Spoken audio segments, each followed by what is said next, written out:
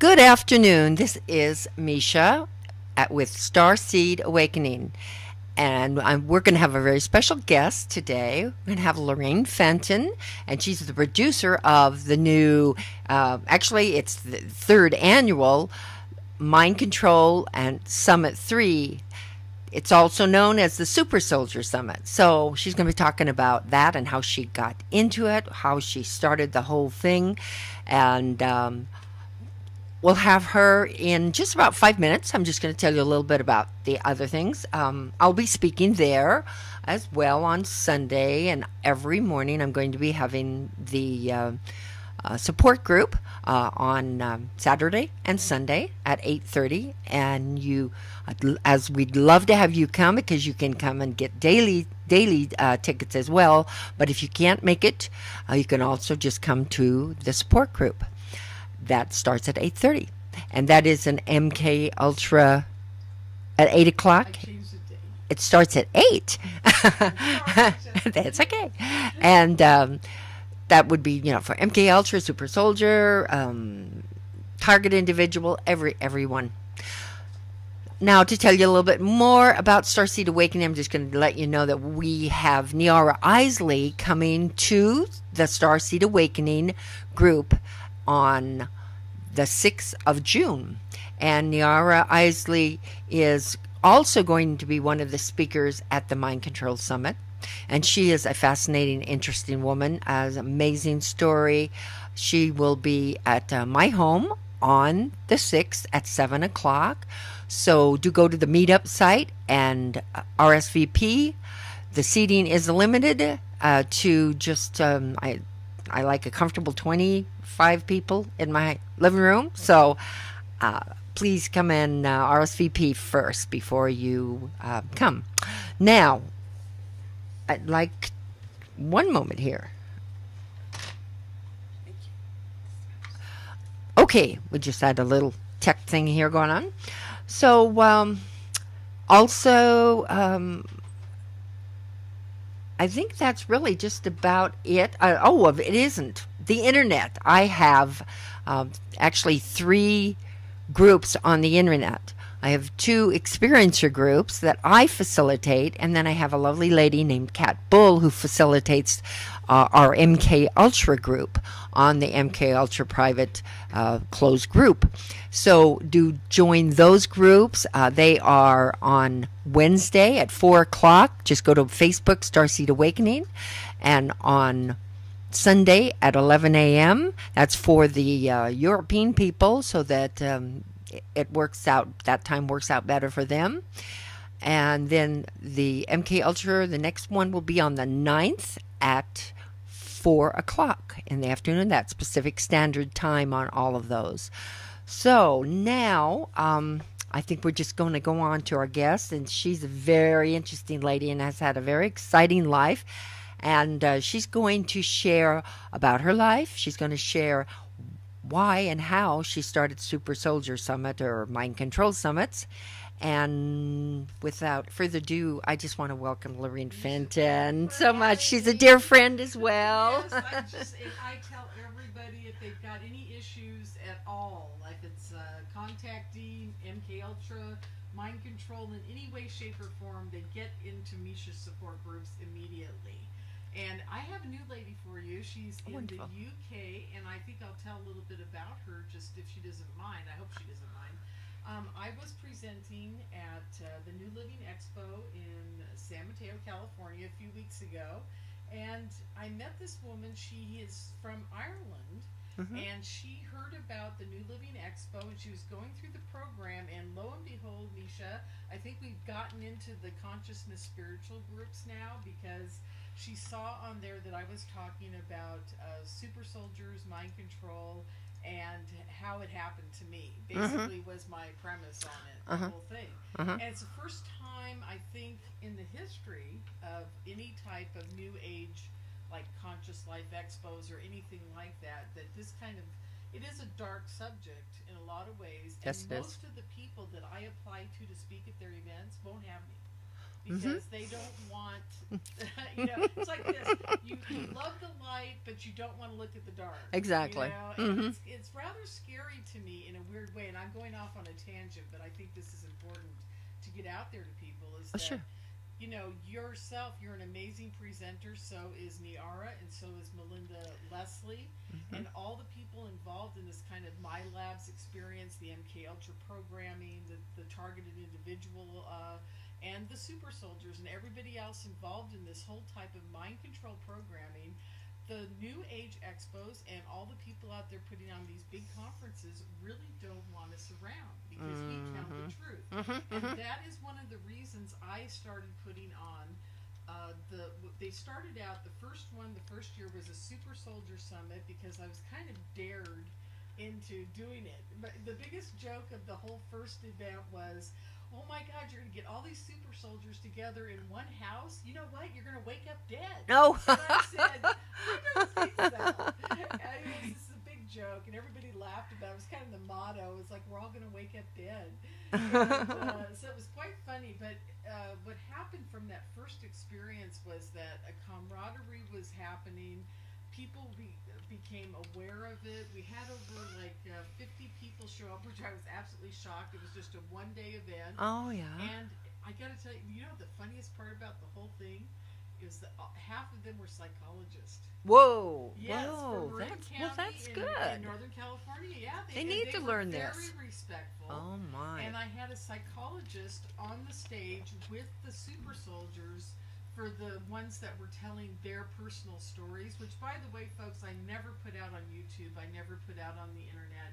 I don't do that. I think that's very rude to the people that are telling personal stories that aren't necessarily sure they want them out there for the public to be, making fun of them, bashing them. There's so many bad people out on trolling the internet these days that I try to protect the people that come to my summit. So I only put them out for sale as part of a package to raise money for the next event. And it's very affordable. It's usually $20 to $30 for 14 speakers. I mean, how you can beat that anywhere. Speaking of, you can buy the last summit online at mindcontrolsummit.com. And if you put in this promo code, and I'll just tell it on the air as best I can, it's capital JOHN 23. That's John 23 with a capital J. If you put that promo code in from mindcontrolsummit.com, where it says watch Summit 2 on demand video, you will get $10 off. So you'll get the whole thing for $20. Wow. And it's 14 speakers. It's absolutely amazing. There are no personal stories on there because, again, I talked to the people last year presenting, and they didn't want their personal stories out there. So in a weird way, protecting everybody's actually one of the best things you can do for people, I think, when you're a producer. And believe me, folks, there are so many people out there exploiting and taking advantage of and making money off of people. It's just absolutely mind-boggling to me what these people do. They really have no integrity at all. But I'm going to digress back to the first summit. The very first summit, we all got together. We rented a house. We did not stay at the hotel for that one day of the event. We had a psychologist on stage that interviewed the super soldiers. I would say all of them that year were super soldiers. One was a targeted individual, and she is with us speaking this year at Solaris Blue Raven. So we had 5 super soldiers and 1 targeted individual, and we all stayed together. It was an amazing weekend, and we brought in some healers and some psychics on Sunday at the house, and we did a bunch of healing and meditation, and we really helped everybody out, and it was probably one of the best things I've ever produced as far as helping the people involved in being abused as they were up until that point. Now, because of that summit, I believe a lot of them have been given some recognition, and they're all over the world now, and they're doing some amazing work, and I'm really proud of most of them. There's one I'm having issues with right now, but that's just because his end times programming is cut in, and he's now trying to take down everybody he can. And I'm sure any of you who are involved with the super soldier world know who I'm talking about, but I'm not going to go into the whole story today because it's of no consequence really, except for the fact that I feel bad for him, and I hope he gets well soon, and I hope he gets over the end times programming, because as you know, most of these guys off themselves before they're 35 to 40, and if they make it beyond that, it's only through the grace of God I'm starting to find out. This is all new information in the last month, is that if it hasn't kicked in by then it may not kick in at all, but they may continue using them to put disinformation and take down all the other legit super soldiers in the business out there that are trying to speak. I think this is what this person is doing right now, because he is really tearing apart the community. And like I said, I feel bad for him, but I think they're programming him to do this now because they couldn't get him to do the offing himself thing. So wow. Yeah, it's a whole new twist. Yeah, that is. Yeah, now we've got the backstabbers within the group that are being programmed to backstab. So, yeah. Well, of course, anyway to cause dissidence in the group. Exactly. And they send in that constantly. Exactly. You know, I would like you to be able to tell. Some of our listeners may not know all about what a super soldier is. Oh, okay. Please give a description of a super soldier, a targeted individual. Oh, sure. And, well, you know, ritualist abuse, whatever you want. Or I could cover that one because that's... Synthetic yes, telepathy very much control is another whole part of it. Okay, super soldiers, let's start there. These are people that are either developed from birth and maybe generational, that are going to be used in different Black Ops projects. They may be used to fly secret space program missions. They may be used to work in underground bases. They may be used with the military. They may be used in Milabs abductions. They are used also in covert ops to different countries that may have an alien issue. They're kind of like the boots on the ground. Like we have people that go out and check or retrieve crashed UFOs. I believe that the super soldiers are being used to take on aliens that may be actually here doing things to us that nobody knows about. So it goes way beyond like MUFON or, you know, that type of group who's got their star team that does research into crashed UFOs and that type of thing. I believe these guys are the people that actually end up at the, you know, the alien invasions. We may have had many. We don't know, because these guys may be out there getting rid of them. You know, it's hard to tell. Also, some of the stories I hear, they're actually fighting some kind of forces. Exactly, exactly. And I believe a lot of them are being used in that way.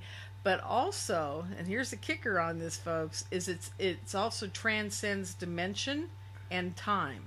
So we've got a 3D chessboard going here of our reality being one level, and maybe another level is time, and another level is another dimension.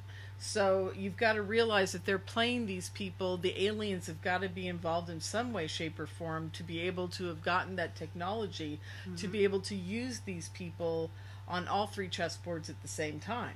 And I also am starting to wonder if it isn't happening to these people when they're asleep and they're being taken to another dimension to do the work and then put back into their bodies the next day. I have an interesting point here now. Some of the people in my support groups are talking just specifically about this thing. However, they are talking about a positive group of ETs that are trying to get back weaponry that negative groups of our government, negative groups of aliens have stolen. Sure. And so we've got some of our super soldier people who are in their astral body now doing this on another dimension. And I've seen it over and over and over and over again. It makes so much sense. Yes. And, you know, a prime example of that is Rich Rogers. If any of you can get a hold of his book, I can't remember the title of it. It's Richard Rogers, and he wrote a book, something about, it's not, I didn't bring it with me this time. I'm sorry, folks. I didn't realize I was going to be on the radio today. So usually if I have it, I've got the book in front of me. But he is his children go to the astral with him, and they are being used to do some type of work as super soldiers, and they wake up the next day and they don't talk to each other about what happened, except for maybe he'll be sitting at the table and the kid will say, God, that was a big monster last night, and those eyes were ugly, and he'll go, yeah. And Oh, my. I mean, these people have some amazing experiences happening with them, and I'm starting to find out they're not the only ones. Oh, no. Where they're the adult, the teenager, and now even little kids are starting to be involved with their parents on the astral, fighting different types of groups, and actually doing what you're talking about, is trying to get the technology away from these people. So Exactly. Yeah. I just got a couple of pictures here. I don't know cool. if they can be. I want to just show them. This is from Jody Hardgrave, we and might have to put it like, yeah, how is that? Can you guys see that? these are an example of the children that Okay, next. are super soldiers, and this is his wonderful art. Wow. Now he's allowed me to put these in my art exhibit that I have on a yearly wow. basis. Awesome. And it's just phenomenal stories that he talks Oh, about. my Now, gosh. of course, this last one you showed was the trip chair that they use with the kids. Oh, wow. Yeah, so. Yeah, is And that this what is going into time. They can see into the time. Exactly, Yeah. exactly. Now, people, this is very hard to get, but because I have such a hard time wrapping my brain around it, but I've been really immersed in this for 2.5 years. I would say that I probably spent 40 hours a week for 2.5 years doing nothing but thinking about talking to or talking about this subject with as many people as I can find. I have found so many people. I'm kind of at the point now, so don't start calling me, call Miesha. Okay. Get in her group, because I can't take any more people to help. There was a period of 1.5 years where my phone 7 nights a week would be ringing between 11 at night and 4 in the morning. And I don't know why, but it seems that everybody who's involved in this doesn't sleep. I don't know what that's all about either. But they just don't sleep. They go on so few hours sleep. It's amazing to me. Mm-hmm. And so the thing was, I got very involved, and I've heard stories that I have promised people I will not repeat in public, but I can tell you this. The time factor is essential, and also the fact that they know what's going to happen in the future.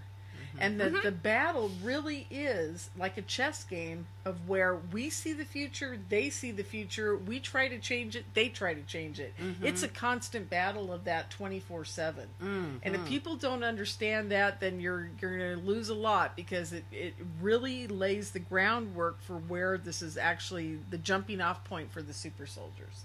Is that they're always in a constant battle, fighting on 3D and fighting 3D interdimensionally and with time. And the time is constantly changing, because their side, the bad guys, are looking at it and we're looking at it. So, oh yeah, and everybody's doing their part to try to thwart the other. So it's a constant thing. So, okay, we talked about super soldiers, I think, enough. Right. But let's go to targeted individuals. Okay. Targeted individuals are individuals that have been targeted by some form of our government. Now, I believe, this is just Lorien's opinion, folks. You don't have to take it as, like a grain of salt. But this is my opinion after talking to many targeted individuals also.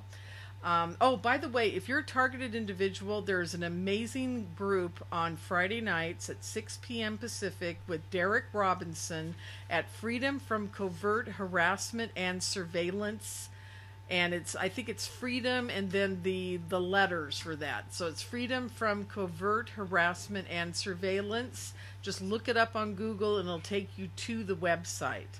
And it's an amazing group. And I've talked to 220 were on a call with me one night when I was talking about targeted individuals and super soldiers. Mm-hmm. They were fascinated, but the reality for them is so much different than the super soldier community or even the Milabs community.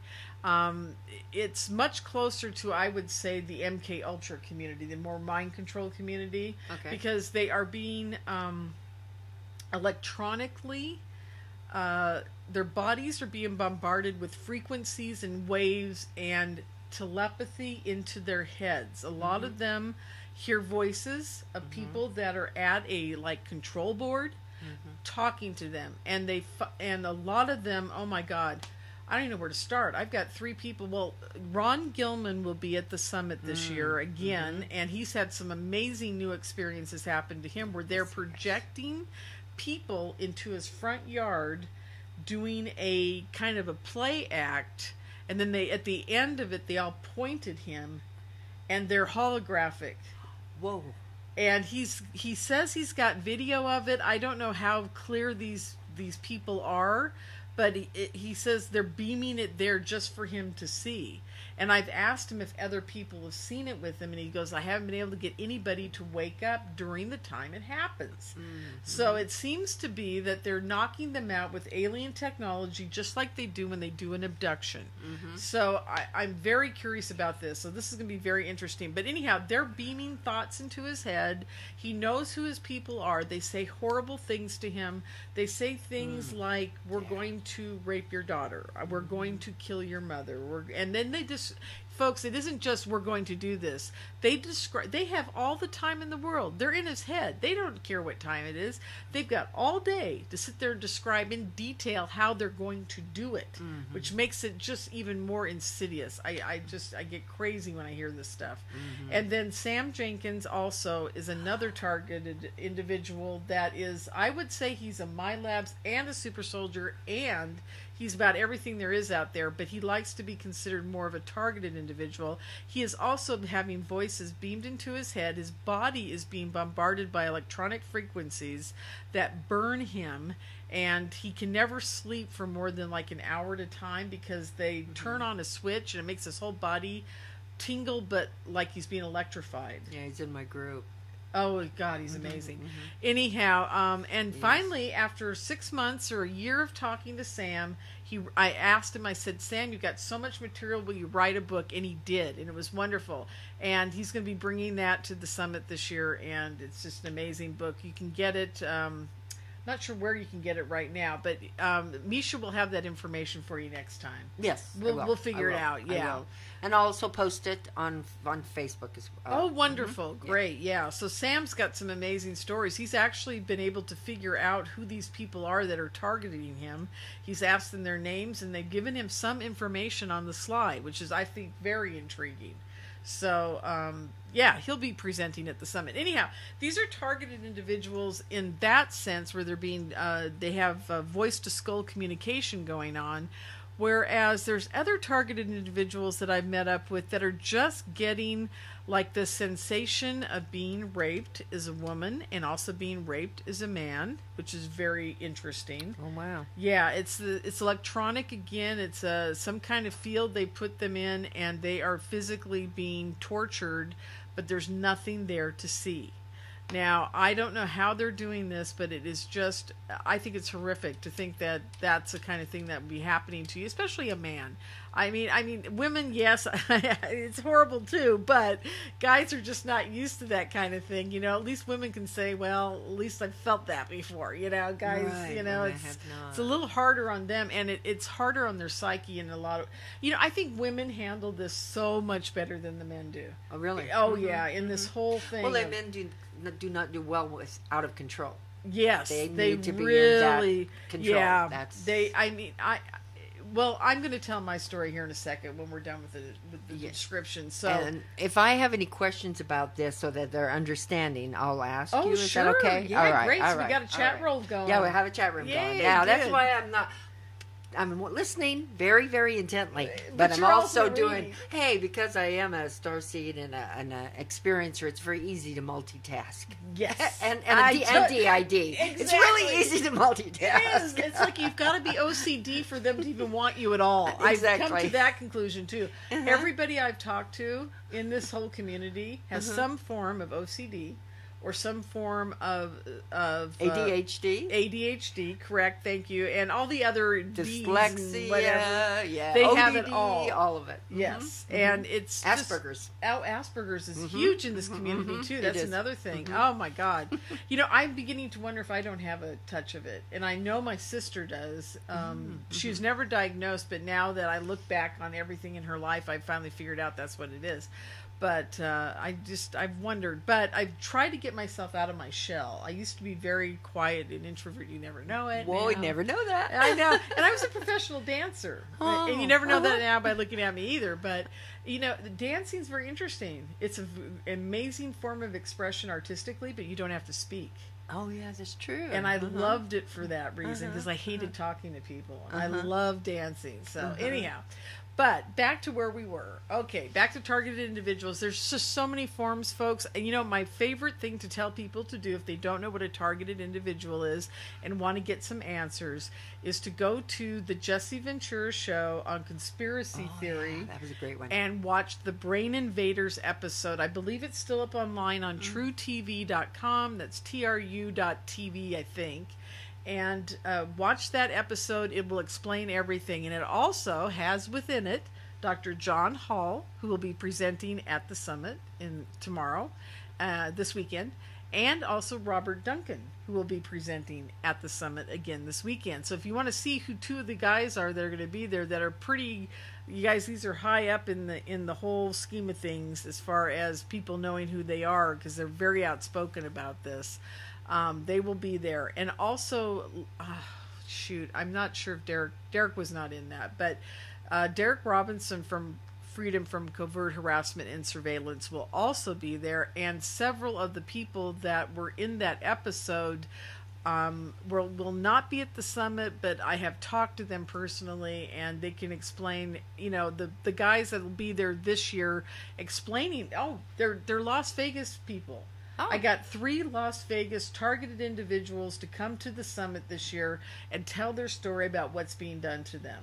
Wow. So, yeah. I don't even know if I know them, but we will know them afterwards. You will know them afterwards. That's right. And so that's going to be quite extraordinary. So, and these people are getting a lot more electronic frequency stimulation. There's just so much going on with target individuals. So I highly recommend you watch that show, because it's a good primer on what the straight TIs are getting. Then there's gang stalking that's involved with it. Right. Oh my God. It just, you guys, it's like a mushroom cloud. It's like once I got into one little niche, I found out there were 25 other niches going on at the same time. So be sure to educate yourself a little bit about this, and then, get into do you have targeted individuals in your group?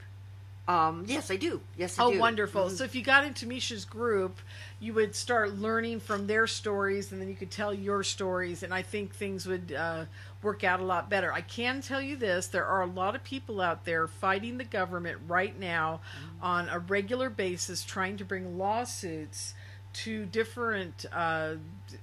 I don't know where the lawsuits are going to. I think it's the Department of Justice. Somewhere else that's got alphabet letters is getting a lawsuit. There's quite a few of them going out. I think the FCC might be getting one, because they're letting the Black Ops government use their frequencies to attack people. So I mean, there's all kinds of great lawyers and people out there trying to help these people and trying to get at the root of this. One of the best presentations I think this year is going to be, not that yours won't be amazing, Miesha, because I can't wait to hear your story. I've never really heard it or seen the presentation, so I'm so excited. But Derek Robinson is going to be presenting on all of the targeted individuals this year that have gone on shooting sprees, killed people, been shot, and killed themselves. Yes. It's going to be wild. And I got, there's something that no one wants to talk about that I'm starting to talk about now that's very upsetting to me. I look at the targeted individual community, and it is half black. Oh, wow. It is half African American, and I am just completely flummoxed why this isn't being dealt with. Yes. Tyrone Dew, who's going to be presenting and telling his story, he's an African American. Derek Robinson's an African American. 2 of the people coming from Las Vegas are African American.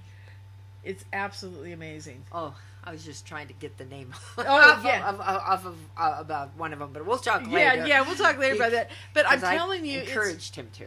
Yeah, it's just it's absolutely insane that people aren't addressing that issue about it, because I feel that the is it the NAACP?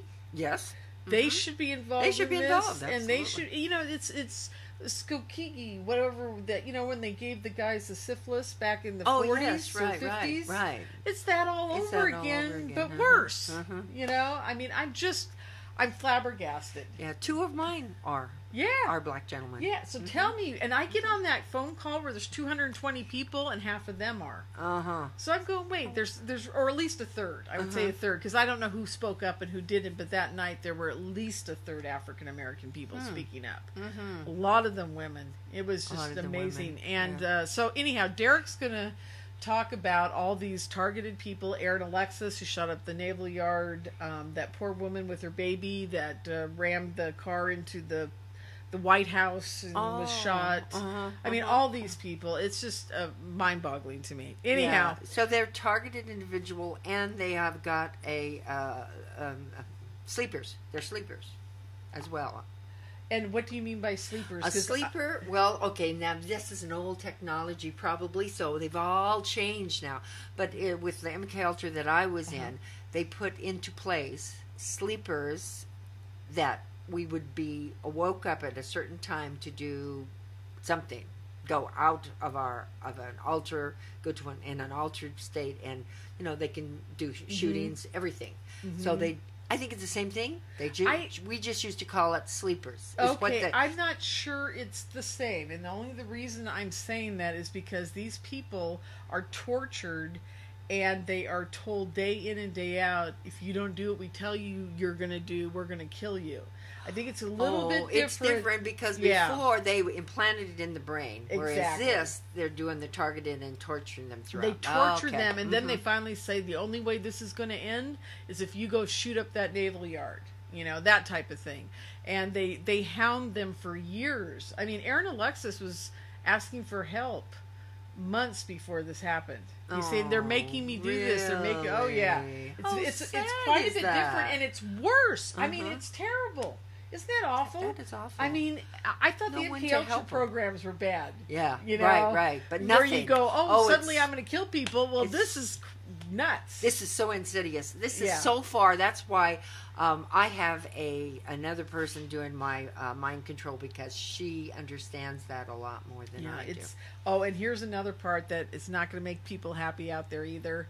I'm sorry, folks, but I just got to give you what's really going on. And we're going to be taking a break here shortly. Okay, so we just want to let you know it's going to be a 10-minute break, okay? Because this poor lady just flew in here, I got, literally almost. I got dirty hair, and I threw on some lipstick. So we just need to let her get a little bite to eat, and then we'll be back. So it'll be like a 5-10 minute break, okay? Yeah. All right, go ahead. Great. So what was I saying?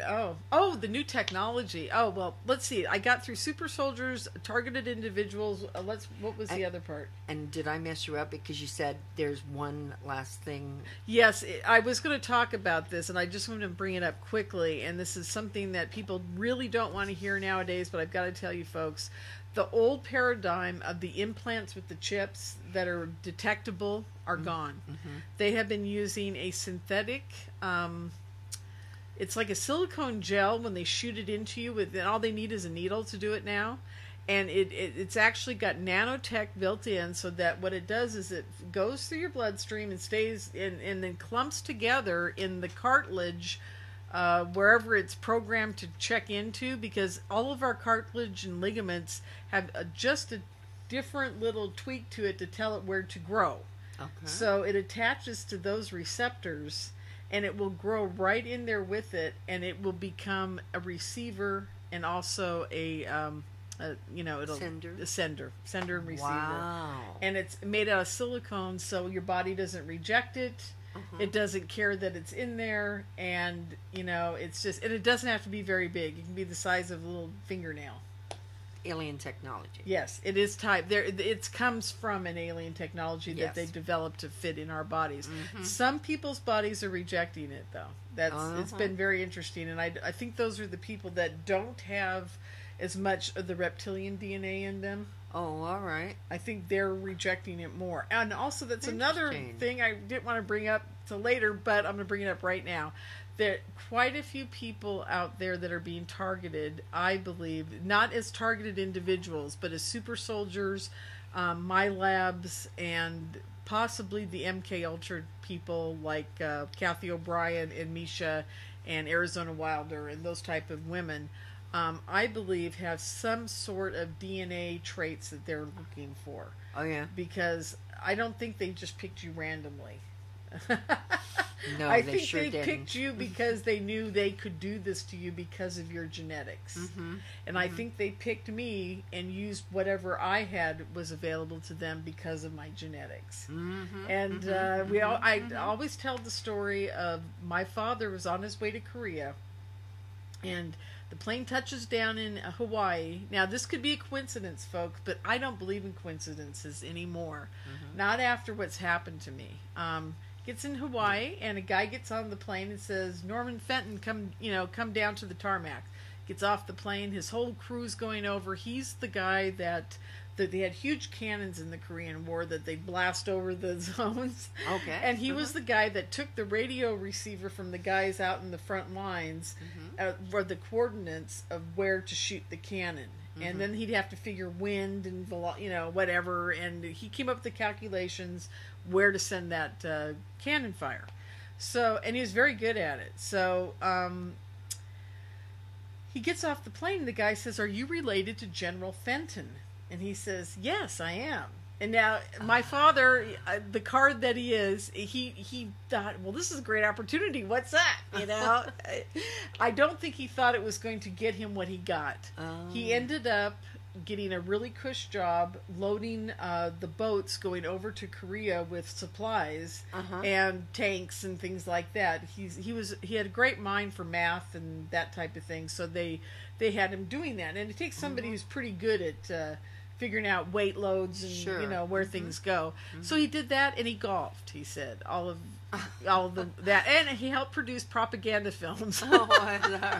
He called them promotional films. I call them propaganda films. Sure. So, and I'm thinking to myself, now this is very odd. If he'd gone over to Korea, 80% of his platoon was killed. Oh, yes. So he would not have been there to have me. So, and maybe I'm not the important one. Maybe it's my two sisters. Maybe they're doing something I don't even know about. But that's not part of my story. But it's just interesting that he got off that plane. Yeah, it is. So, and I never interesting. thought about Those it until this all synchronicity. started happening with me.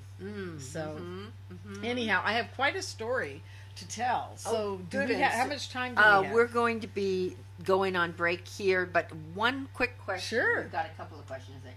Okay. Question is, Bridget wants to know, how do you know if you are having a super soldier experience or if you're having a MyLab experience? They're very similar. It depends on if you're actually abducted, of course, Or like having Miesha has ongoing been. experiences. Ongoing experiences where you're being taken by the military and you're being taken to some place and you're being mostly questioned, right? Right. Okay. Interrogated, sure. Interrogated. If you're a super soldier, what'll happen is you'll be taken to that same base, but you'll be sent on a mission. You won't be sitting there answering questions. You're already indoctrinated into the program. They don't need information out of you because they're not doing a study. You're part of a study as a MyLabs. I've come to the conclusion that the super soldier people are already studied. They're already programmed completely differently to be used again and again. All makes sense. So they're the next step from MyLabs. So the MyLabs, they not may want to... necessarily, because see, now you were involved as an MK Ultra person as well. Yeah. So but not a super they soldier. want well, in a couple of You times, could be. I've had some crazy dreams, so I don't know.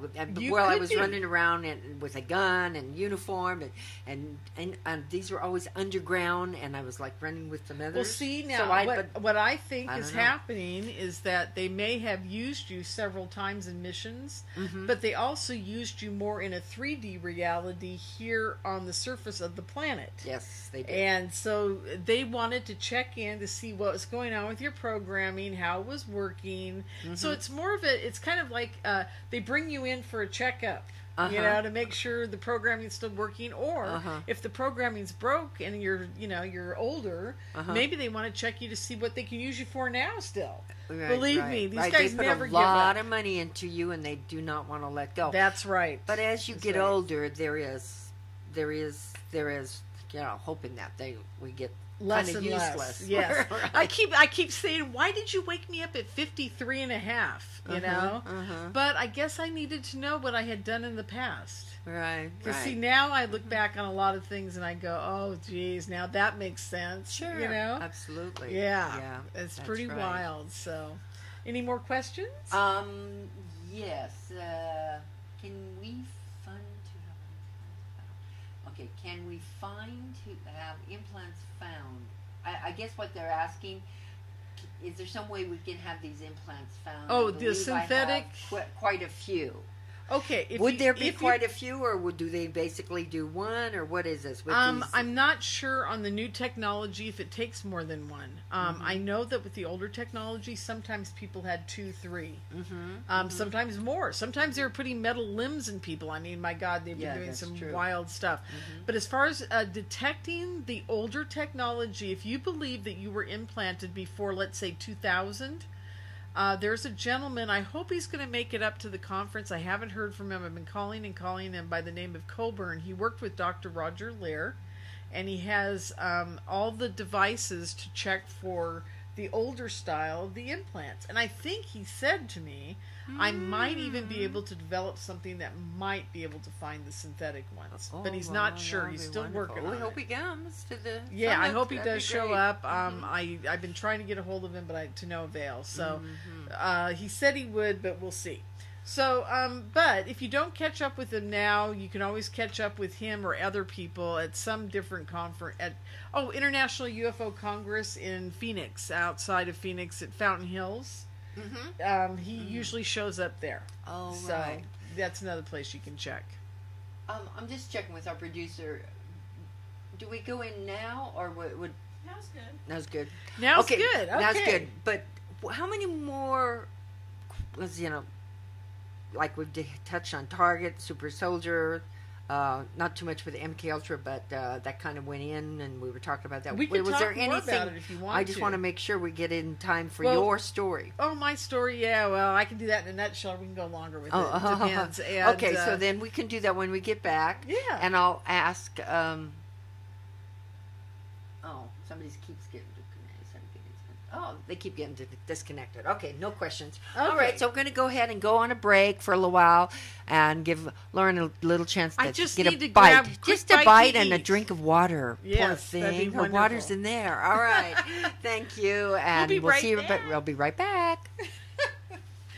I always do the we'll be right back.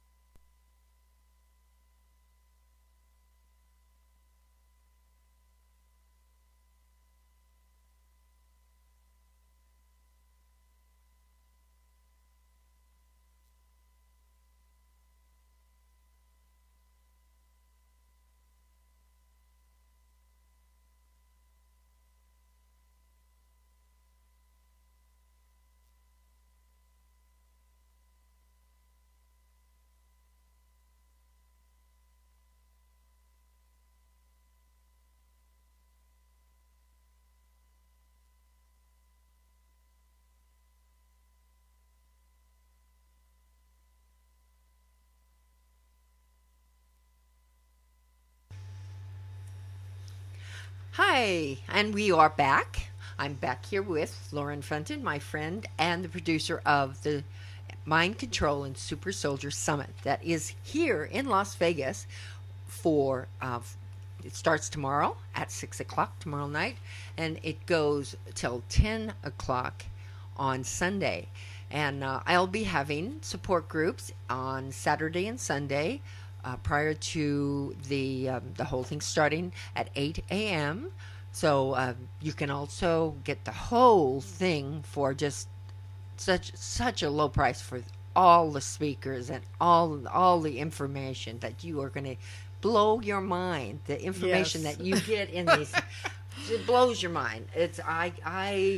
I've never been to a conference that I couldn't stand to miss one of the speakers. I was like a zombie by the time I was over. I know, we all were, but it was couldn't miss a thing. Now, I've been to many, many conventions, and you're going, that's the same old thing I'm hearing over and over again. And I'm not putting them down or anything, but this, it's all so new and all so interesting. Yeah, it's just amazing. Believe me, folks, when the speakers come up to you after the conference and they say, my God, I learned so much more than I've learned in the last 15 years, then you've done something right. Now, obviously, it's not one of those big selling 800 people at a conference, because what it is if you're meant to be there, you'll be there. And it's very important when people are ready to wake up and ready to take the challenge and grab that brass ring as they're going around that carousel of the Matrix and they want to get free. This is really the place to do it, because everybody there has worked on it themselves, are working on it themselves, or already knows ways to get you out of it. And there's going to be so many people working on that with people there. Judy Byington is just an amazing person. She's a psychologist who wrote the book called 22 Faces, and it's about a woman that was satanic, ritually abused. And she developed 22 personalities out of it, very much like Sybil. And she was being used in many programs and projects, and she's going to talk about how they use mind control in these satanic cults. Yes, you do. Oh, yes, they do. And that's one of the things. Okay, so I'm already digressing. I don't know how this happened. Oh my gosh, we were going to talk about the MK Ultra and what part that is, and you have much more information than I do, but what I'm learning now is that the MK Ultra people of today are being mind controlled at a much easier way than you guys ever were. Oh, yes. You had to be put in physical deprivation, interrogation, all the electric shock, all of those things. They don't do those. They don't have to. No. They've got TV, they got cell phones, and they've got the electronic weaponry that they use against the targeted individuals that they tweak to the person's individual frequency. Oh, wow. And they can just put thoughts in their head and make them think that they're thinking them themselves. Now, I'm going to go out on a limb here, and I'm going to say that I truly believe that schizophrenia and a lot of the people that are in mental hospitals right now, probably a good third of them are mind control victims that don't realize it. Now, there are physiological problems, as you know, that happen to people with schizophrenia and depression and all the other things that can happen that make you manic and really are chemical imbalances within our body. But here's the kicker on this.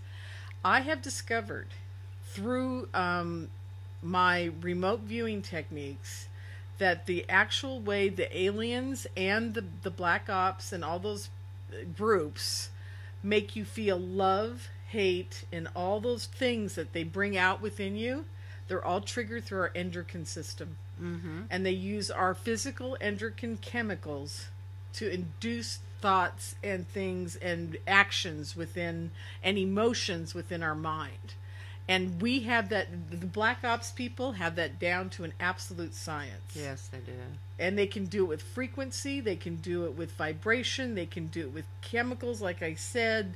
There are so many things they can do now, folks, that it's scary to be alive. Because I'll tell you what, if I had kids right now, don't know what I'd be doing. I certainly won't let them near a cell phone all day long, and I wouldn't let them, be in front of a TV, and I wouldn't let them play video games. But oh yeah, video games. Oh, those are just really? a great mind control, as you know. Oh. But and people, the Elliot Rogers, that kid who just shot up the people in Santa Barbara. People have been asking me for the last 3 days, and I just want to go on the record to say, I think there's something wrong with that kid. I think it was probably, I think that he probably had some type of abuse as a child that brought on this horrendous psychopath behavior. And that's just from my gut feeling that something happened to him as a kid to make him do this. It could be all chemical, and I could be totally wrong about this, but his father was brought over from England. He's a big player in Hollywood. Oh. And a lot of these kids that have parents that are involved in Hollywood on a lot of deep levels, he was a producer on some of these shows, big shows, big things. So a lot of them are sacrificed in a very strange way, and who knows where and when something may have happened to him, and he may not have any recall, and his parents may not even have the recall, because a lot of times they're controlled as well. Oh yes, they are. So who knows if anything happened physically, tangibly, that they can go back and say, yes, he was abducted when he was 7 and he was abused. There's nothing like that, but I think there's just a little tweak of something going on there. That's what I'm picking up. But he had choices, and this is what people don't realize, is even if you are abused in any way, you do have the choice not to live it over and over again and make it become the focal point of your life. It's the past. Right. What people need to do in our community is they need to wake up every day, and this is just my opinion, folks. I'm just saying this. I don't know if Miesha agrees with me or not, but you wake up every day and you say, it's a brand new day. Yes. I'm a brand new person. I know who I am. I know who Lorien is, and I know that if any thought comes into my head that says, you're depressed, you don't feel good today, you don't want to go to work, you don't want to do this, you don't want to do that, I'm saying, wait a minute, that's not really who I am. Where is that coming from? Is that programming? Maybe from my past that makes me do that? Maybe part of me says, oh, I don't want to work tonight, I want to go watch TV.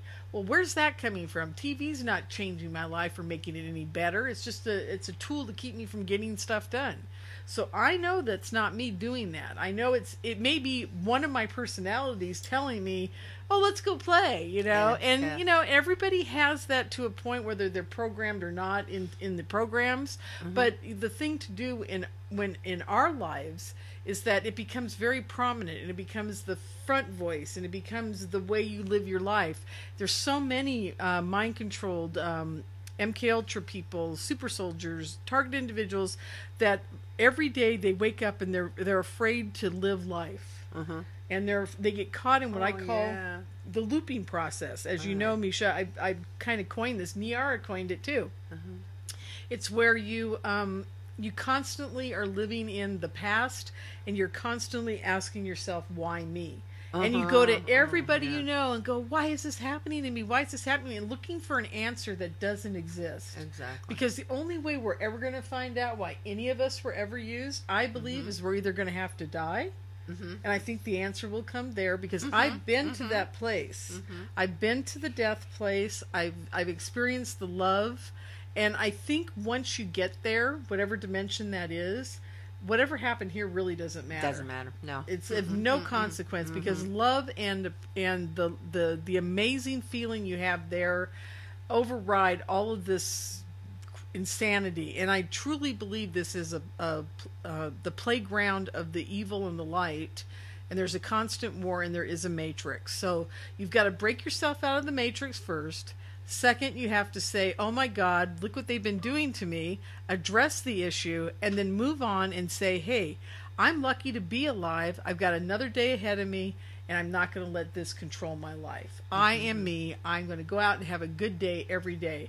I mean, I had the worst night last night. I was telling you about it. Oh, yeah, you have. I got to use this as an example for people. I'm in Bakersfield, California. I made a reservation at a Comfort Inn and Suites, and it looked great on the internet, and it had a couple of good reviews. I thought, okay, it looks like it'll be all right. I get there, and it's just... one of the guys got locked out of the building, and I looked at him and I said, "How is this place?" He goes, "What night is it?" And I said, "It's a Wednesday." And he goes, "Well, it's probably the safest night of the week." Oh. He goes, "You don't want to be here on Friday, Saturday, or Sunday." And I said, "Really?" And he goes, "Oh yeah." And I said, "Well, why are you here?" He goes, "Oh, I have to. I'm working down the street, and this is where they put me up for, to stay for a month." And I'm like, "Okay." And so that was my first introduction. Oh, also I pulled up, and they had a windowed glass thing, and the girl wouldn't come out, and I had to get a rolling cart, and she gave it to me, and they put me on the second floor when I requested a bottom floor. I mean, just everything was wrong. So, okay, that's number one. But the worst part about it was I didn't get any sleep because I had to wake myself up every 40, 30, 27 minutes. I was trying to do it at random times so that the dealers that were, racing around in the parking lot all night did not steal anything out of my car. So I had to keep going down there and play security guard. So I didn't really get any sleep. But in spite of the fact that I had a really horrible night, I got in the car and I said, "Look, it's a beautiful day. I got a great drive ahead of me. It's beautiful outside. It's not 108. I'm thrilled. It's only 89 or 90. I'm absolutely happy, and my car's going to make it, and everything's going to be good." And that's it, folks. That's what you got to do. You just got to say, the heck with all this bad stuff that's going on. I'm not going to let it influence me or bother me, and if a problem does come up, don't get hysterical about it. Just say to yourself, well, it's just another problem. How am I going to solve it? You've really got to get yourself into that frame of mind, because believe me, when you're doing stuff like putting on a summit like this, they throw everything they can at you. They physically threw me up against a wall 5 weeks ago and broke my knee in 2 places. So, I mean, these are the kind of things that happen. So you've got to get yourself in a space where you can deal with it, Yeah. And that's what Miesha's groups are for. They really help out with that. I monitor the group chat, and I see the paradigm shift of people during the sessions. Yes, exactly. It's absolutely amazing. They go, "Oh, I get it. I understand now." It's just it's amazing how much people change. They do, just by having other people around them that understand what they're going through. It changes everything. Really important. Yeah, people find a support group wherever they're at. Yeah, I don't care if you're in Timbuktu, find a support group. They're all over the internet, but Miesha's are the best, And I'm telling people all over the world now. That's what I was telling you. This girl from Ireland that came down to see me speak, she goes, "Lorien, you're the first person I've seen anywhere at any of these conferences talking about this." And I said, "Well, I just happened to know the guy putting this on, and he snuck me in there at 5 o'clock on a Friday as an opener just to see if anybody would show up, because he didn't think anybody would show up." Oh, really? He says, "You'll be lucky to get 2 or 3 people." Wow. And I had 25-ish, which was a lot for a dark issue and a lot for a Friday night during traffic at the opening presentation of the event. So. Oh, yeah. That's wonderful. So I was surprised how many people were that interested. So, yeah. Well, you are so informative. You really give them good information. Well, I gave them my story. Are you ready for my story? I'm ready for your story. Okay. Yes, I titled my presentation, How I Became the Den Mother to the Super Soldiers and Why I'm Relinquishing the Title. Oh. It's actually the name of my book that's coming out. So I just thought I'd make the presentation that as well. So here's the deal. Back in 2011, I was 53 years old, and I was going to the Awaken and Aware conference in Orange County, Irvine, that Carrie Cassidy from Project Camelot was putting on. At that time, I was just going to be producing my first UFO con up in the Bay Area, and I thought I'd go down there and promote the event, see if I could pick up a few speakers. Also, I represent people like Douglas Dietrich, who is a military. We call him the renegade military historian. He doesn't necessarily believe in all this, but he was involved with a lot of the satanic workings of the Presidio military base with Michael Aquino, who is the devil in disguise as far as everybody involved in the ritual abuse world knows. Yes. So he got exposed to this at a very young age, and he's not quite sure about the aliens, but he does know what he knows about the satanic stuff that Michael Aquino was pulling at the Presidio. So, having said that, I fell into his lap, and I became his manager, and I became the manager of several other people. And one of them, it was Asolaria Liberalis, and she was on Carrie Cassidy's show back in May of 2011, and she was so interesting to me. She said a very important thing during her interview that I think got glossed over in the whole interview. It was, she said that the gray aliens she had discovered by being taken on the ships have done something to our DNA and locked it down so we cannot ascend. And that is the reason that people, they're like, you're going to ascend, you're going to change your DNA, you're going to do this and that. And she goes, I'm sorry, folks, you're not going to be able to. Because I think there's some counter aliens assisting on the other side, though. There could be. Yeah, but this is what she said at the time. Yeah. And I thought, that's intriguing, because I wonder if that is what these other people I was talking to at the time were talking about. Anyhow, I thought, well, she looks like she needs some PR, marketing, what have you. And I called her up in June, and she said, yeah, that'd be great. So I gave her another call in, it was the 1st of August, and I said, hey, do you want to go to Wake and Aware with me in September on the 22nd and 23rd? She goes, oh, yeah, great, I'll be there. I'll fly down and meet you. And just as I'm talking to her, I had one of my moments, and I'll explain this to people as it was one of those moments in life where you sit there, and I've had so much happen up until this point I can't even go into today because I don't have time.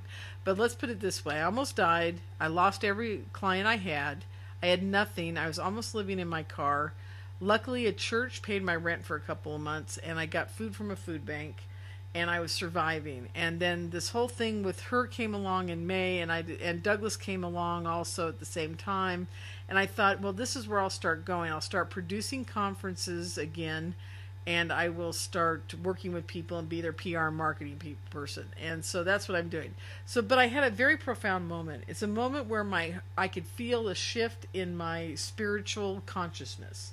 It's where I said to myself, my inner voice said to my inner self, this is the day that's going to change your life. You're going to start doing things for other people no matter what the heck's going on. And I agreed to it. It was one of those moments where I just agreed to it. There was no way I was not going to do this anymore. You know, I was going to do whatever it took to help people wake up, you know.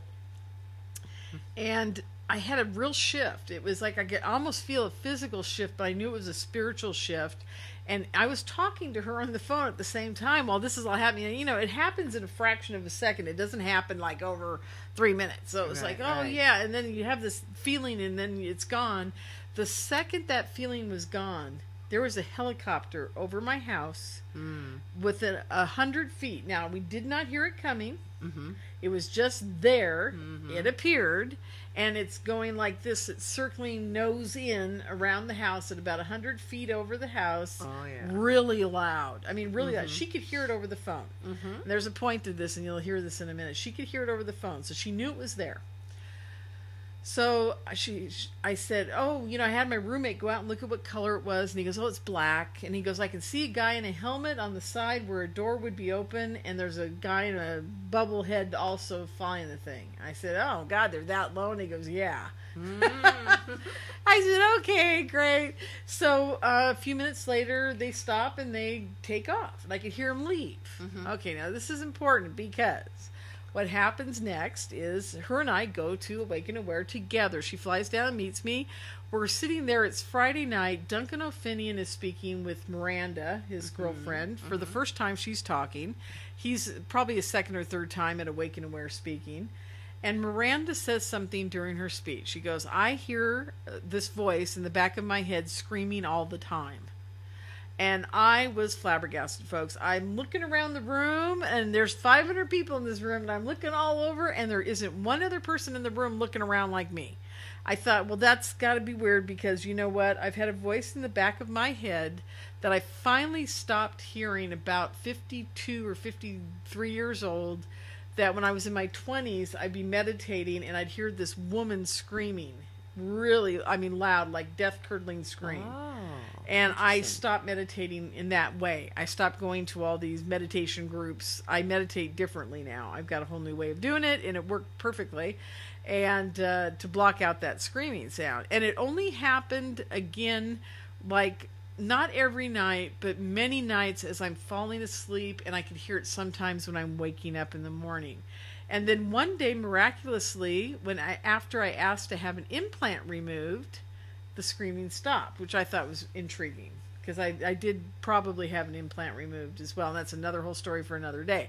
But anyhow, it was just very interesting to hear her say this, and I thought, well, how come no one else is looking around the room? And I thought, oh God, this is so weird. Okay, I don't know if I want to deal with this right now. And Solaria is sitting next to me, and she looks at me and goes, are you okay? And I said, yeah, I'll be all right. And I said, okay. She hits me with her elbow, and she goes, we got to talk to them when it's over. We got to talk to them. And I said, I don't know. Now, I'm going to preface this with one other thought. As I was driving down to the conference, I knew Duncan was speaking that day. That weekend. I also had known about a few of the other super soldiers, like Aaron McCullen and the one we will not speak about, and a couple others over the, maybe it was 3. I think I only knew about 3. So as I'm driving down, there's this thought in my head that says, why didn't you put on a conference for these guys? You're doing UFOs, you might as well do super soldiers too. Right. I thought, oh, that's an idea, and I just let it go, and I get down there and I'm thinking to myself, well, I'll talk to them and see if they want to do something, and oh boy, that in hindsight, I wish I'd never had that thought. Oh, I really wish I'd never had that thought, but it's too late now, as they say. So anyhow, that's Friday night, and I said to Solaria as we're leaving, she goes, I want to go talk to them so bad. I said, no, we're not talking to them tonight. And so we went back to our place we were staying. Okay, we get back on Saturday. Now, I had a table there, so I had all my publicity materials out. I had the UFO con. I had Douglas out there, and Solaria's things were out there. We had a lot of people we were promoting, and it was wonderful. And we had a good time. I was next to Jordan Maxwell's table and talking to him, and yeah, everything was great. So anyhow, I'm sitting there. It's now Saturday evening, and we're getting ready to leave, and I'm still trying to decide if I want to do the super soldier thing or not. And I'm sorry, a couple hours before we're leaving, I went up to Aaron McCullen. I saw him standing there. I went up to him and said, hey, what would happen? I introduced myself, of course, and blah blah blah. I said, I'm putting on UFO con, but what would happen if I decided to put on a super soldier conference for you guys? He goes, well, that's an idea. I said, yeah. And he goes, okay, I'd be interested. I said, well, by the way, why aren't you speaking here? Only Duncan. He goes, well, Duncan and I don't get along. And I said, oh, okay. And Carrie didn't want to, rock the boat. I said, hey, I understand. I totally get it. As a conference producer, I totally get it. I said, but if I had a conference, would you guys be okay in the same place together as long as you're not on stage together? And he goes, yeah, I have no problem with that. I said, okay, cool. So, that night we're trying to sneak out, and again, because I'm not sure I want to talk to Miranda. It's not Duncan I don't want to talk to, it's Miranda. Because of the screaming. So Solaria again is like, we're leaving. She goes, I want to talk to them. I was like, no, we're not talking to him tonight. I said, tomorrow's the last day of the conference. We'll talk to him tomorrow. She goes, okay. So we come around the corner, and we're sneaking out a back door, and we come around the corner, and it's on the way on the other side, and it's by the garbage can. And guess who's standing there but Duncan and Miranda smoking a cig. So I said, well, I guess it's time. So she went up to Duncan and was speaking with him. I went up to Miranda and I said, hi, I'm so-and-so and blah, blah, blah, blah, blah. I finally said, hey, about that screaming in your head. I said, I think I have it too. And she went, well, and she took a long pause and she goes, maybe you don't want to know about it. And I said, you know what? You're right. I mean, it was like an instant, it's just, it was like instantaneous. I realized in that moment that was the key. That was the key to everything, is if you don't dwell on it, if you don't let it become an issue, if you don't think about it, and if you don't care about where it came from, what difference does it make?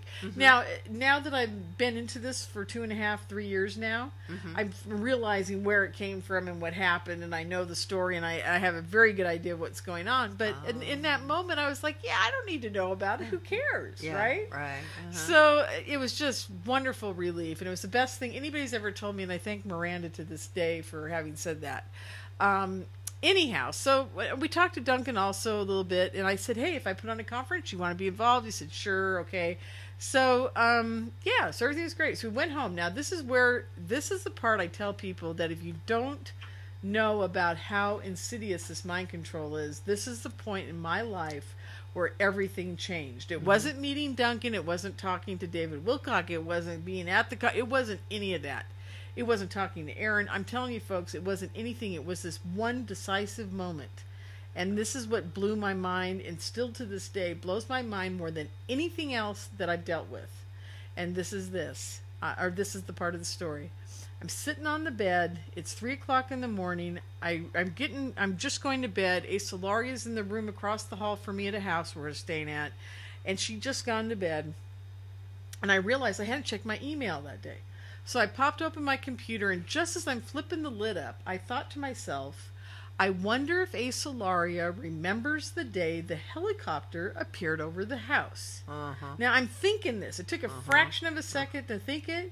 By the time I got done thinking it, there was a helicopter over the house. Oh, yes. Now, I could not see the helicopter at this point. Now, I'm sitting on the bed, and I am freaked. Yeah, right. This is the first time, you guys, I'm one of those people that, I've been over a cliff and almost died. I was a daredevil racer when I was a teenager in cars. I have gotten stuck in the snow in the Sierras for 2 days with nothing but booze to support me digging the truck out. I have been through some, and that's just the tip of the iceberg, folks. You wouldn't even believe the things I've done. They had bets to see if I was going to make it to 21 in my family. So that just tells you, it tells you how crazy I was. So anyhow, this of all things probably has affected my life more than anything else in my entire life. And that was the moment that sound came over the house as loud as day, and I totally freaked. Now, I don't freak too easily, so I freaked for only probably 5 to 10 seconds. And then I made myself get up and walk to the center of the room. And in my PowerPoint presentation, I have a picture of the room.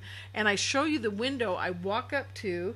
And when I walked up to the window, instead of seeing a helicopter out there, I saw 3 red ember lights in a triangle shape right outside the window. And they're about this big in the sky. So it was pretty low. So I'm pretty sure it was a triangle UFO. Okay. I never could see the helicopter. But you could hear it. I could hear it as loud as day, just like the first time.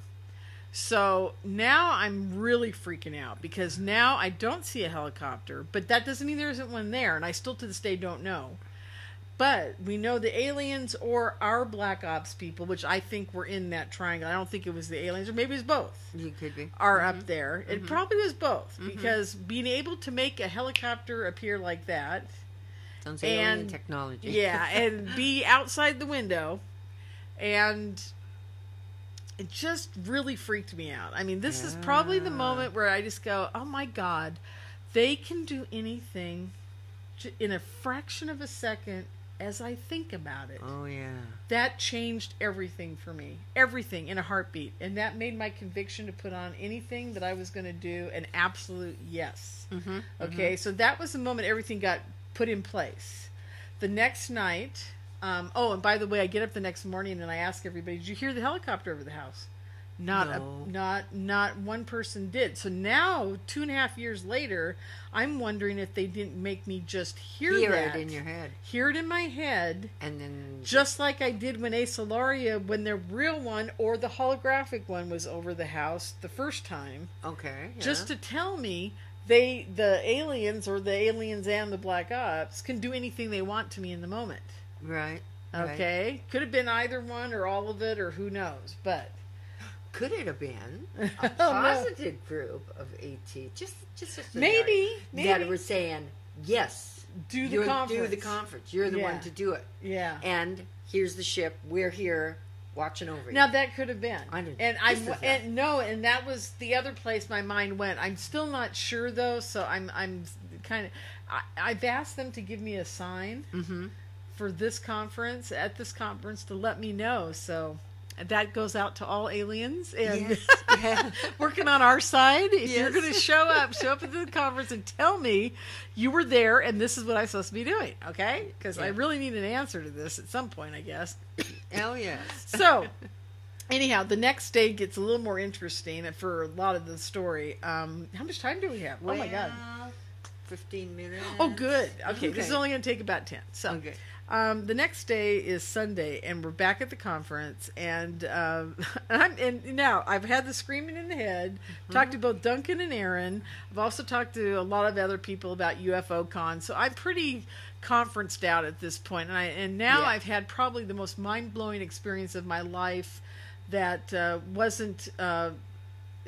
Because I've had people walk through my wall through portals when I was younger, but that's another experience, and that was also, I was in a different space, and it was more a spiritual type thing. It wasn't a 3D, you're here in reality type thing, like the ship being there and whatever happened. So this truly was a big paradigm shift for me. So I'm sitting there going, now nothing else can happen, right? Well, I'm so wrong. So wrong. I had to, it was the end of the day. Sean David Morton had just finished speaking. I needed to talk to Bill Ryan about one of my clients. He had asked me to ask him something for him. So I found him. He was sitting in the front row with a kid kneeling in front of him, and they were meditating, their hands and their all closed eyes over this cube. It's about this 3 inches by 3 inches by 3 inches over this cube together. And I'm like, wow, that's fascinating. So I just stood there while they're meditating and watching the cube too. I thought it was just great. And then when Bill opened his eyes, I said, hey, can I talk to you? And he goes, sure, no problem. And so he said goodbye to the kid, and the kid turned around and looked at me, and it was James Rink. Oh, okay. And he says to me, he goes, I heard that you're putting on a conference for super soldiers. I said, wait a minute. I've only told him one. I looked at him like, huh? And I said, yeah, I'm thinking about it. And he goes, well, I'm a super soldier. And I went, oh, okay. I didn't know who James Rink was at that point. And he was adorable. And to this day, he's still one of my favorite people on the planet. I just love him to pieces. Now, he may not be the Duncan O'Finian super soldier of the older, the Omega model. And he may not even be a super soldier in the sense of the being used in, military operations with the aliens and all that. I think he's being used on a much different level, but he's definitely involved. So yeah, he is. He is, and so he comes to my group. Yeah. So I said, meet me at my table in a half an hour, and I never made it back to the table in a half an hour.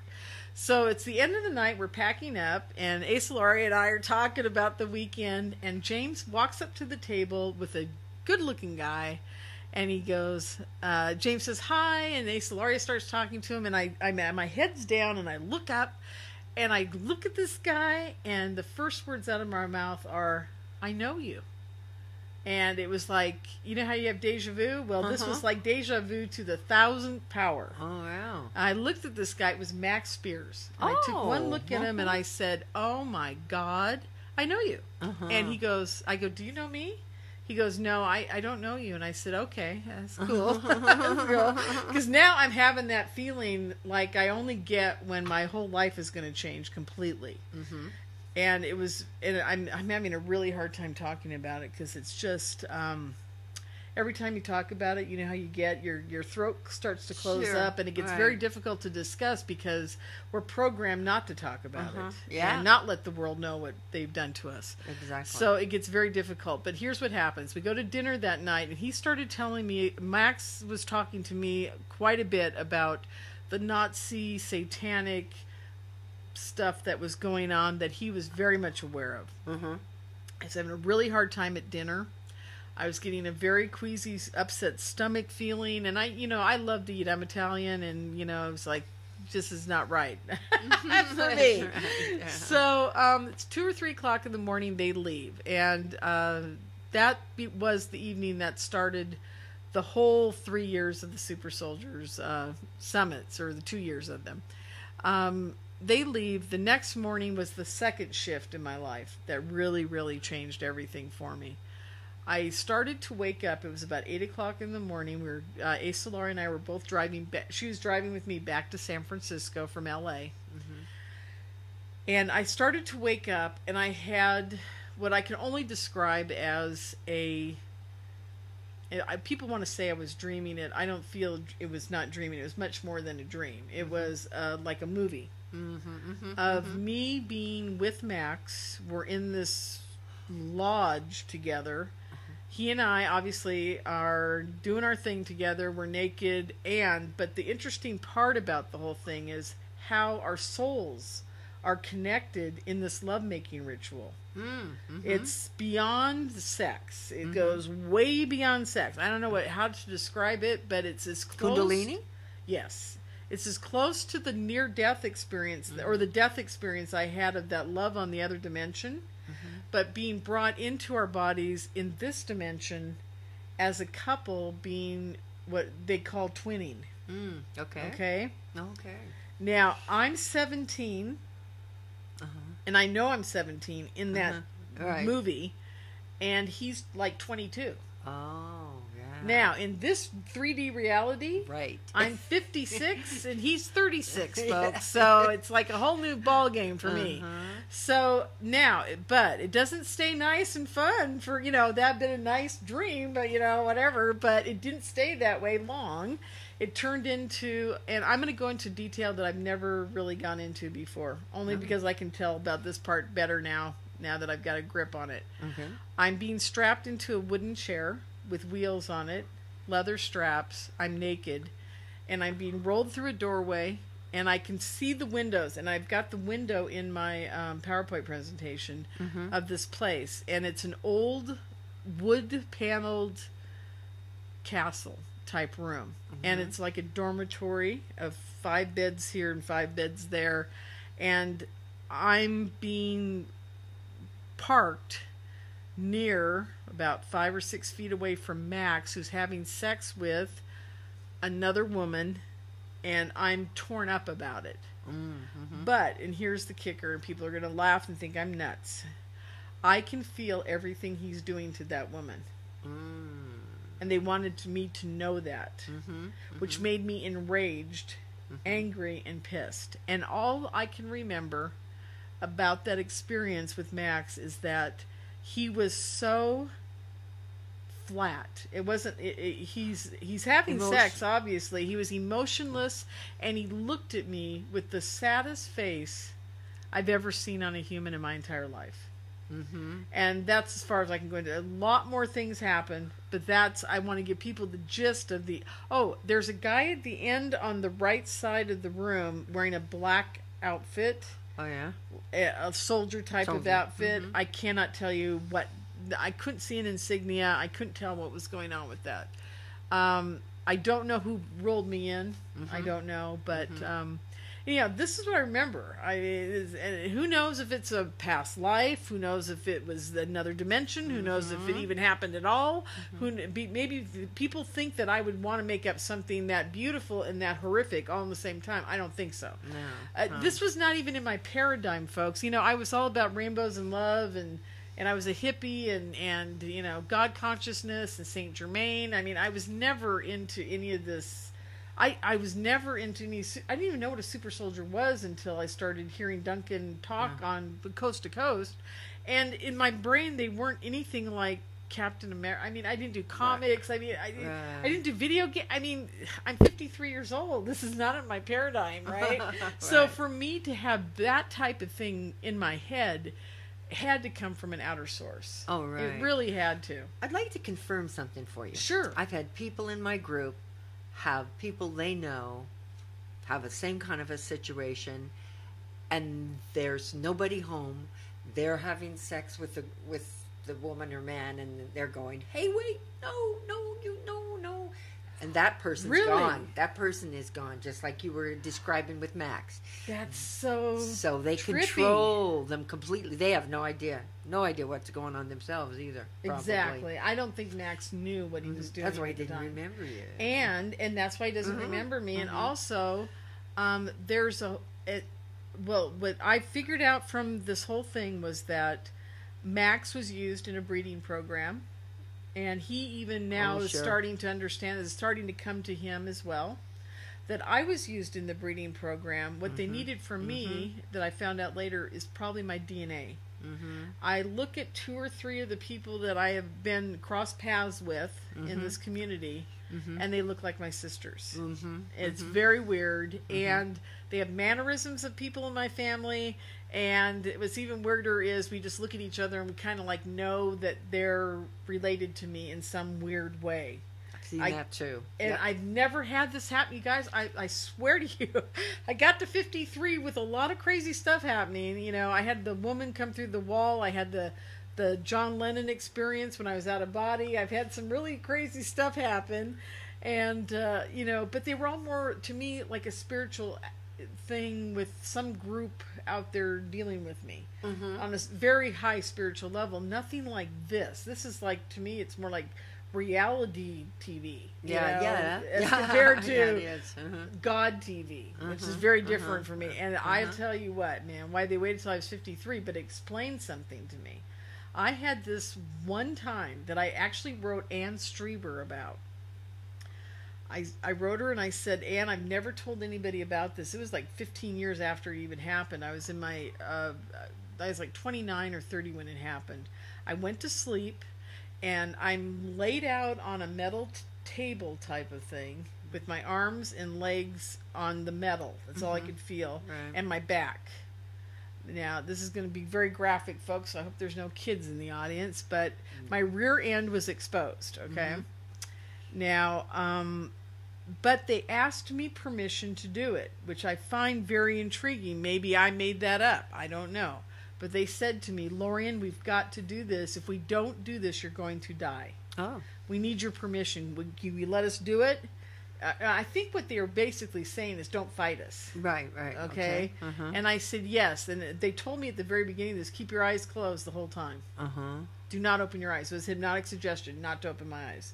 So, and I was supposed to keep my eyes closed. And I didn't. What happened was, right as I opened my eyes just enough to see a tube about this far around with what looked like orange sherbet ice cream that had little sparkles in it. Yeah.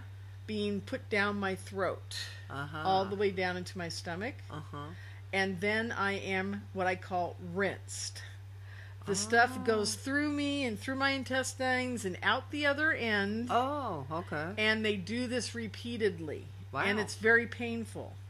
Yeah. And they told me if they didn't do it, I was going to die. And I asked Ann Strieber, and she's the only person I asked for years and years about this, because I felt very violated. When I woke up, I went, how did I agree to that? You know? Right. So I'm feeling very violated. I never want to tell anybody because I was so embarrassed. But now that I'm in this community, I thought, I can tell people. That's right. So, but Ann just came back with, the spirit works in mysterious ways and what have you. So I just thought maybe I had a dream. Well, gosh, now that I've talked to all these super soldier people, this makes total sense. I must have needed, they must have needed to keep me around for something. And maybe they had poison. They needed to flush it out. I have no idea. Or idea. Given poison or something. Maybe one I of your have super no idea. I was soldier drinking things. a lot then. Maybe. We all go through our bouts of, our taste of some type of substance. That's another thing in our community. Oh, it is. It's huge, and people don't even talk about it. That's true. People will go into addiction. Addiction is just a huge part. And I've had to... And hurting themselves. Yeah. I say they really... it's so sad, folks. I feel blessed to be able to tell you my story here today, because Miesha's one of the few people I've ever really gotten into any kind of detail with it ever, because I've got to start telling it in a little bit more detail, and I feel very comfortable with you, so thank you for letting me do that. Thank you. And So your glad groups, you did I've share. seen what the other people are sharing in the groups, and mine's like nothing compared to some of that. Yeah, So- that's true.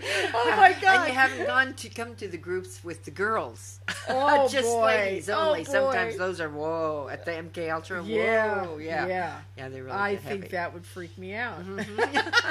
No, I don't think so. Okay. I think Well, you fit and right there's in. and there's one other thing that happened that I may tell about today. How much time do we have left? Well, we started a little late, right? Producer, okay. Producer, Okay. shall we go Our wonderful longer? Michelle. Is that us? Okay, Okay. okay, Well, I just- got one little quick okay. thing that I probably shouldn't admit, but I'm going to admit it because I don't know what happened, and I'll never know. But when I was about 19, a friend of mine went in my dancing school set me up with a guy that was coming in from out of town. He was a drug dealer, and she said, "Oh, you want to meet my buddy? He's got, whatever we were doing at that time. I think it was coke at that time. I can't even remember. Anyhow." So, and I said, "Sure, why not?" At different stages, it's always a different thing, Yes. right? So, I said, "Sure, I'll meet him. I'm game for anything." She goes, "Great, he'd love to meet you." And she goes, "He's my old boyfriend, and I can't be with him because I got a new boyfriend." I said, "Okay, fine." So he comes into town, and we go to a great dinner and have a great time. And I end up back at his motorhome, beautiful, huge motorhome. And we do our thing, and I leave at 5 o'clock in the morning. And it's just becoming dawn, and there's fog on the ground, it's barely light, and I walk out, I get in the car, and I leave. I get back to the dance studio 2 days later, and she goes, "Oh my God, what did you do?" I said, "I didn't do anything." "What?" She goes, "He was found dead that morning Oh my goodness. in his thing." I said, "What?" She goes, "Yeah, he was shot." Oh wow. I said, "Who shot him?" "What?" "I was with him till 5 o'clock in the morning." She goes, "They think he was killed at like 3 or 4. And I said, "Really?" Wasn't me. I said, "I was the only one with him." And she goes, "Okay." And I never thought another thing about it after that, because I thought, well, I barely knew the guy, and Right, it was a right. one night thing, and Mm-hmm. whatever. And I just went through my whole life without even a care about the whole thing. And then when this all started happening, I thought, oh my God! I started putting the thing down my throat, that thing with him, a couple other incidents I'm not going to go into today, but I started going, I wonder if I was being used during those times, and I just don't remember what happened. Right. Yeah, who knows? Oh yeah. And So- I mean, it could have been an altar. Took over. Exactly, and I who know knows? that's- And yeah. I don't even know if I have any altars, because I haven't even tried to explore that yet. Mhm. But Well, it's surprising when you do, and the best way to find out if you're a dissociative disorder, you do regression, because the little buggers will pop right out in regression, and that's what happened with me. How I found out. oh 'Cause God. they popped out in regression. So, a couple of them. Okay, now So- I'm really freaked out. Yeah, But that's yeah. okay. I'll live The through R it. is around. She does regression. Oh, and she does? Oh, Oh, maybe she'll yeah, do one with the R is me. wonderful, Oh, that'd be wonderful, great. Maybe yeah. she'll do that. Mhm. Yeah. Okay, cool. Anyhow, so I just want to let you people know that if you've got something that happened to you, like I said, I don't know what happened. I'm not going to worry about it. It was over 30 years ago now, and the police never came knocking at my door. So obviously, I doubt it had anything to do with it, but you never know. So you probably should explore those things if you think that they might be an issue, but don't get caught up in them, because getting caught up in them is just, No, and then if you're in an altar, you have no responsibility. Exactly. whatsoever. I totally agree with you on that. Mhm. This is like Syrian Saran, I still Yeah, to this he day. was totally mind controlled. He was totally mind controlled. Anybody who says, I don't even remember being there, let alone his shots went off in different directions and he was shot from the back. Exactly. It makes it very exactly. difficult to prove murder, They just mhm. needed somebody there to make it look like it was him doing it. They so. do that a lot. Yep, they do. So, and the Mind Control Summit. So you guys, come on down to the Mind Control Summit. I'll tell you what, if you come into the Mind Control Summit this weekend, I know online at mindcontrolsummit.com, it says that the at the door prices will be, I think it's $125 for the weekend and $60 each day, and that you can't come in on Friday night. I will make a special deal for anybody listening to Miesha's show today, that if you come on down, I will give you the whole weekend for the $100. That's the pre-price. I will give it to you for that. You just tell me you're part of Miesha's group, or you heard us on Underground Radio today, or whatever it is. You just say, hey, could I have the $100 price? I'd say, no problem. I'll be happy to give it to you. And also, instead of the Friday night not being available to you, if you want to come down for Friday for the Super Soldier evening, I will do that for $30, because it's usually $40, but I will give you guys a break on that. So $30 if you're part of Miesha's group or listen to us on Underground Radio, and instead of $60 or $70 or whatever we've got on the website, it'll be $50 a day for the 2 days. So. Yeah. Very nice. So just tell me and just say, hey, I want the discount on Friday, and I'll let you in. And if you want to come in for $50 instead of, I think, $60 for either day, Saturday or Sunday, no problem. That's the pre-price. Okay? Right. Yeah. Great. Thank you. And we're at the Gold Coast Hotel and Casino. I forgot to tell you. Yes, oh yeah, Gold Coast. In what room do we know? We're Salon J in the California Ballroom. California Ballroom. Doesn't that fit? You're from California. Yeah. And we're in the California Ballroom. Yes, exactly. So great. And love to see you all there. This has been just great. Yeah, it's been fabulous. It's been great. Yeah. I'd love to have you on the show again. I definitely want to have you on the show again. Yeah, well, we won't be here. It's because it's so much fun to talk face to face. But that's what's so wonderful about Underground Radio. I love the camera. Yeah. We can just talk face to face, and it feels so much more warmer than talking over the Skype. Oh, yes. I think. No, I totally agree. Yeah, but we will have you on again. And great. And we'll and Miesha Yes. also has shown up. I have 2 radio shows as well, and my California MUFON radio show on Wednesday evenings on Inception Radio Network. And Miesha showed up with, I call it Girls Night. It's where Melinda Leslie, Niara Isley, Miesha Johnston, and I all get on the show together. And I got to tell you, they're the best listened to in the archives of all the shows we have. No kidding. I'm not kidding you. I have a couple others that are up there too, but it's like Girls Night is like becoming a favorite. So we got to do it like every 4 or 5 months. Well, that'll be fun. Yeah, because I am sure there's always something that happens during Super Soldier Summit. Yes. The MCAM Mind Control Summit. Yeah. What you decided to change it from Super Soldier to Mind Control. So I do apologize. I keep calling No, that's okay, because it was Super Soldier Summit the first year. It was Super Soldiers and Mind Control last year. This year I'm going straight Mind Control, because Super Soldiers, targeted individuals, MK Ultra program people, synthetic telepathy, which we did not get into today because it's very rare, but it's a very interesting topic, and the satanic ritual abuse are all coming from the same place. Yes, you all have to be mind controlled to be part of it. Yes. So I thought, what am I doing beating around the bush here with just one, group of people? Makes sense. Let's make it all. And what I'm doing now is I get some experts from the Super Soldier community, experts from the targeted individuals community, experts from satanic ritual abuse, and, on and on. That way I'm covering it all. And that way everybody gets a really good idea of what's going on out there and how insidious it all really is. So. And that is wonderful. Yeah. Because that umbrella that they have for the mind control trickles down with every single one of these programs and projects that you've talked about. And a lot that they keep changing the name of. So that's right. Yeah. Exactly. Yep. So, it's been great. Thank you so much. And thank you so much for tuning in, everyone. Until next month. Actually, the month after, I'm going to be having Mike Kerbin. He's going to be on in July, and he's a wonderful psychic, very interesting man.